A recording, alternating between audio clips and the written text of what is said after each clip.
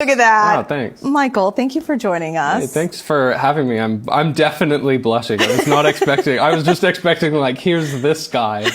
So thank you. Oh, no. We are giving you all your flowers. So in this new album, you open up about self-doubt and you call yourself a serial overthinker when it comes to music. So what made you go solo? What made you say, you know what, I'm going to open up and I'm going to silence that inner critic? Well, I mean, what's interesting is like even watching that, like, you know, we're still a band, you know, and we're still active and like we're still working like together. So I think that there was no moment where I was like, now's my time to like do this. You know what I mean? I was just sort of like, if I don't release this soon, like it might just never come out. So I think I was just trying to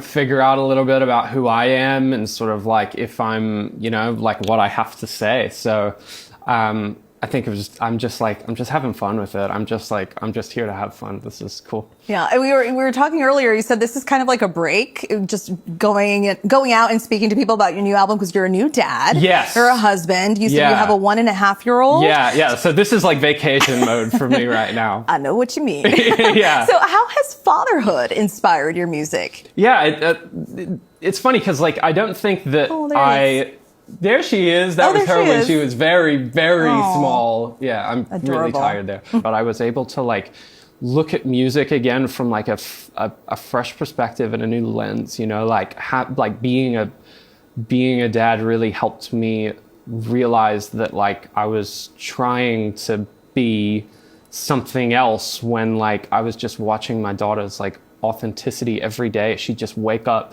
like so happy to do anything, you know what I mean? And I was like, where's that for me? You know, pure like joy. Yeah, I was like, how can I get a bit of that? So I think she kind of just helped me shape the direction that I was heading in without even, you know, making an album about being a parent. Yeah, and to think this is just the beginning. She's only one, so. Oh, yeah, you're telling me. I know. It's been a long year and a half.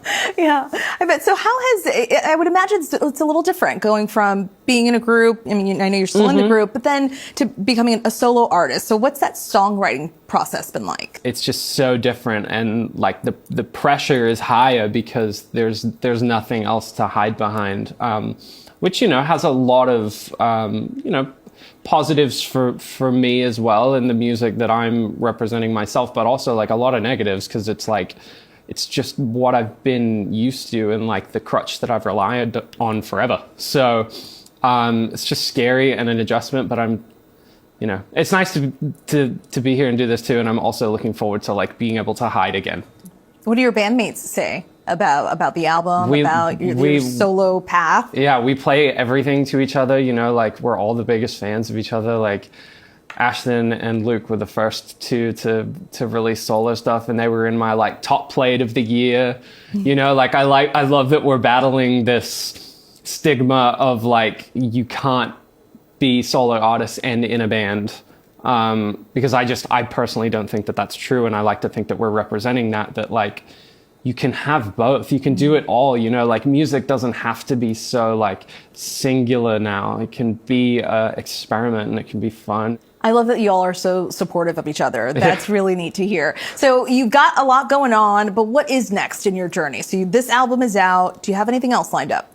Well, once I get this album out, I'll see what happens next. Okay. But it's definitely like going to be a busy year and a busy next year.